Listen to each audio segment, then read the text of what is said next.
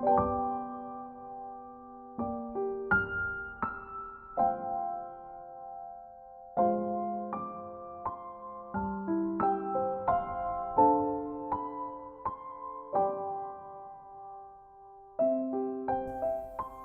malam sebelum tidur. Di dalam kitab Amsal pasal 19 ayat 17 tertulis demikian. Siapa menaruh belas kasihan kepada orang yang lemah, memiutangi Tuhan yang akan membalas perbuatannya itu. Sahabat Kristus, pagi ini tidak seperti biasanya. Udara terasa dingin disertai hujan lebat. Aku duduk sendirian di angkot bernomor D42 yang ke arah Cinere. Pak supir masih sabar menunggu penumpang lain. Kasian dalam hatiku. Di pasar Pondok Labu ini hanya ada satu penumpang. Ya, itu aku sendiri. Pengennya ganti naik ojek aja. Pasti akan lebih cepat sampai di sekolah Tirta Marta Cinere. Wah, kapan berangkat nih? Sudah lebih dari 20 menit nungguin gak jalan-jalan. Pak supir masih terus menunggu penumpang lainnya. Aku mencoba memikirkan hal-hal yang baik untuk menghilangkan rasa kesalku. Mungkin dari tadi pagi memang Pak supir belum mendapat setoran untuk makan pagi. Karena memang hari ini nampak sepi, sebagian anak sekolah sudah mulai libur menjelang puasa. Akhirnya jalan juga, meskipun pelan, dan kulihat mata Pak supir masih tetap siaga mencari penumpang yang masih butuh tumpangan. Sampai di depan Mall Cinere, seorang lelaki menghentikan mikrolet. Di sampingnya berdiri seorang perempuan berjilbab membawa tongkat kayu dan tas. Pak, bantu turunkan ibu ini nanti ya di perumahan baru, kata laki-laki yang ternyata ojek motor. Segera aku sadar, ibu itu tunanetra, pakaiannya kumal, tas yang dibawanya adalah tas plastik hitam. Ku pegang tangannya ketika ibu itu naik. Angkot pun melaju kembali. Di tempat duduk penumpang, si ibu merogoh-rogoh tasnya dan mengeluarkan kantong plastik yang berisi uang. Dia meraba sehelai uang. Ini 5 ribuan bukan? Tanyanya, yang aku tahu pasti itu ditujukan padaku.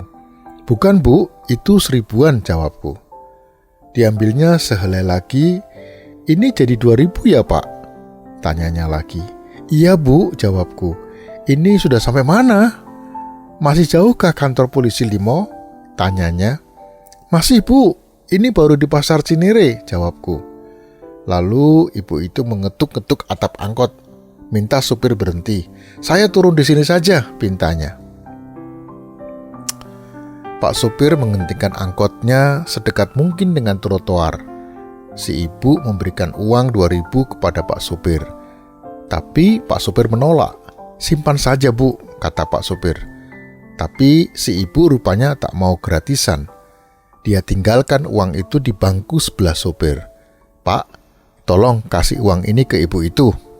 Pak sopir memintaku turun dan menyerahkan uang itu.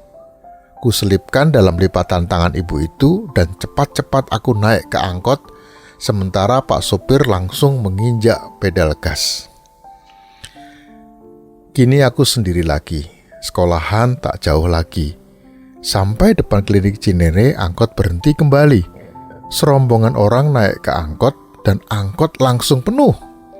Bahkan 2 kursi di samping supir pun terisi. Tak sampai 3 menit. Akhirnya aku turun dan mengantri dengan penumpang lain untuk bayar. Sahabat Kristus, sambil berjalan kaki sedikit lagi, aku merenungkan peristiwa itu. Pak sopir tadi bersedekah kepada ibu tunanetra. Walaupun ia sendiri dari tadi aku tahu tidak ada penumpang. Dan yang luar biasa, Allah langsung menggantinya dengan penumpang-penumpang lain yang sampai memenuhi mikrolet. Padahal jarak klinik dan sekolah sangat dekat. Hampir setiap hari aku lewat daerah ini. Aku tahu, biasanya tak ada lagi penumpang. Apalagi jumlah angkot banyak sekali, hingga kadang berjalan beriringan. Tapi hari ini bukan hari biasa bagiku. Hidup ini telah memberikan pelajaran penting bagiku, bahwa ketika seseorang mau memberikan sesuatu kepada sesamanya, maka Tuhan tidak tinggal diam. Ia akan membalas berlipat ganda. Persoalannya adalah tidak semua orang tergerak untuk memberi atau peduli, sehingga mereka pun tidak pernah mengalami campur tangan yang ilahi. Sahabat Kristus, apa saja yang sudah kita lakukan hari ini? Apakah kita sudah menjadi berkat bagi orang lain? Atau kita hanya memikirkan diri sendiri?